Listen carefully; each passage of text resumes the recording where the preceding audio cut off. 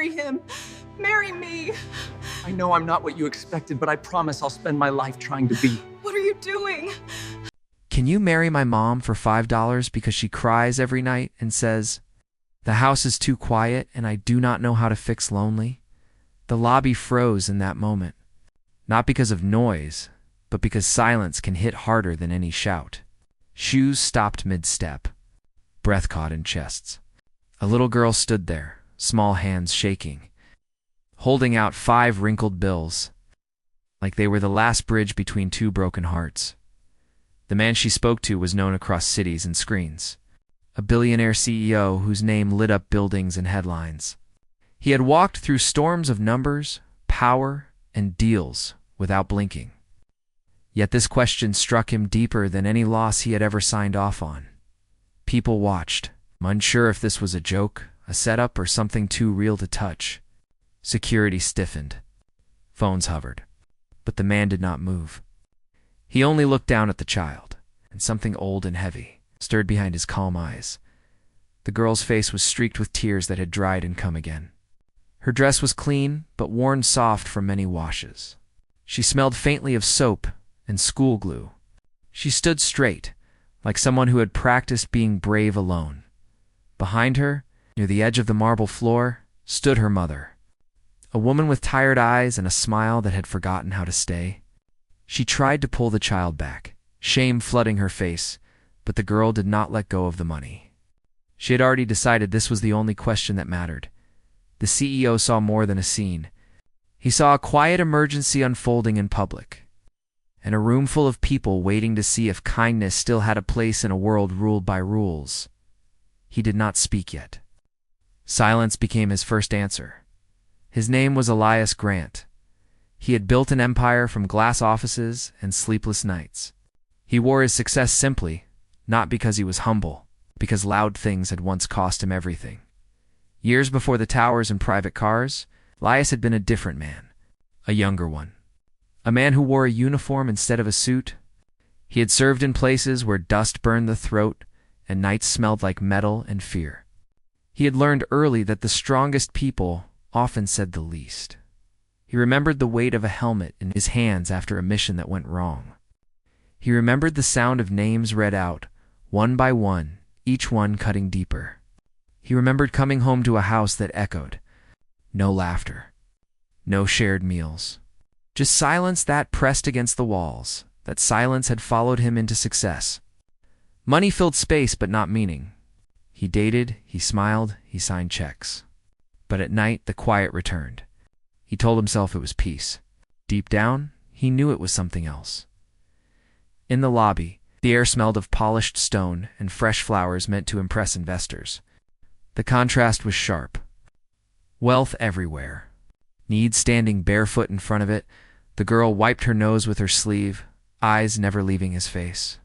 She was not asking for money. She was asking for a future where her mother did not cry alone at the sink. People whispered now, shifting their weight. Some felt discomfort. Others felt judgment rise like a shield. This was not how business days were supposed to go. This was not on the schedule. The mother finally found her voice, soft and shaking, trying to apologize without making things worse. Her words fell apart before they reached the floor. Elias raised one hand, not to stop her, but to slow the moment.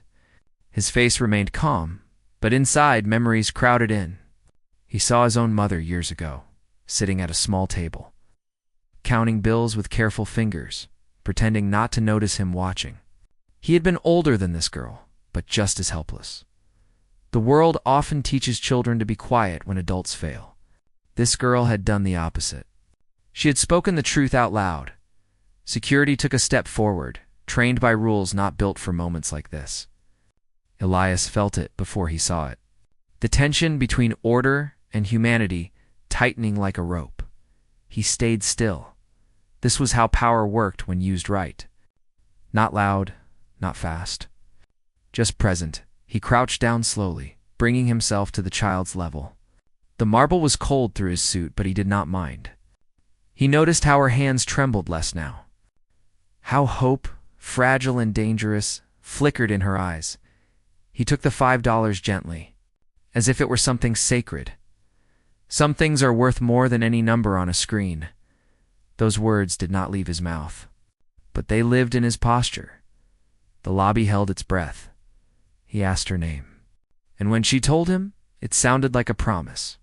He asked about her mom, and she answered with honesty. Only children carry. She works a lot. She smiles for me. She cries when she thinks I sleep. No one interrupted. Even the walls seemed to listen. Elias stood and turned to the mother. Their eyes met, and in that second, she saw not a billionaire, but a man who understood the cost of being strong alone. He did not make a scene. He did not offer money. He did not call for praise. Instead, he offered time. Rules bent quietly. What followed did not happen fast. It unfolded the way real healing does, slowly and without applause. Elias arranged for the girl and her mother to sit. He canceled his meeting without explanation. Some executives frowned. Others watched, curious. Power, when real, does not need permission. Over coffee that went untouched, stories were shared. The mother spoke of a husband lost to illness, of nights working late, of the house feeling too big after bedtime.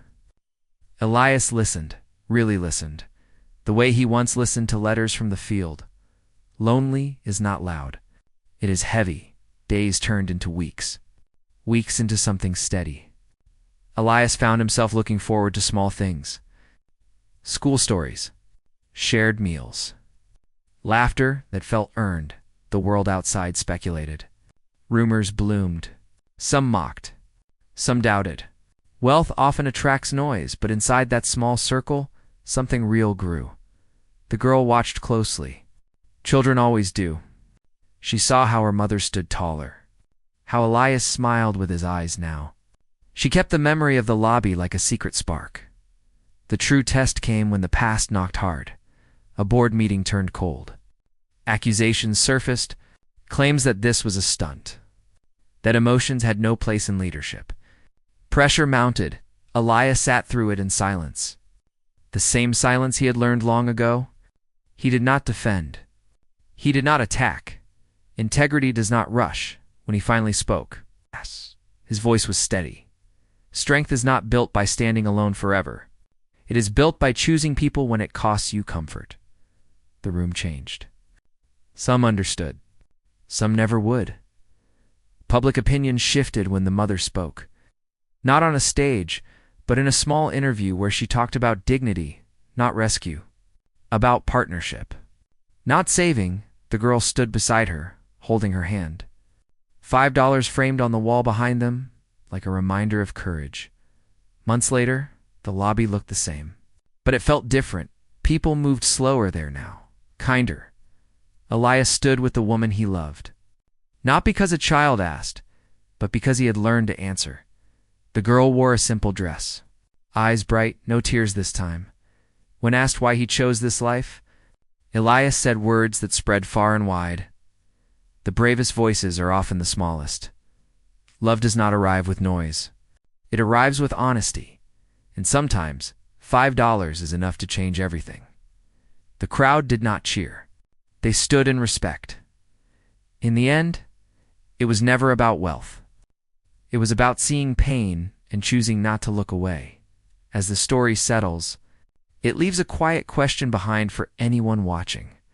Who are we ignoring because their voice does not sound important? Thank you for staying with this story. If it moved you, share where you are watching from. Share what you felt. And subscribe for more stories that honor quiet courage, unseen battles, and the power of simple human truth.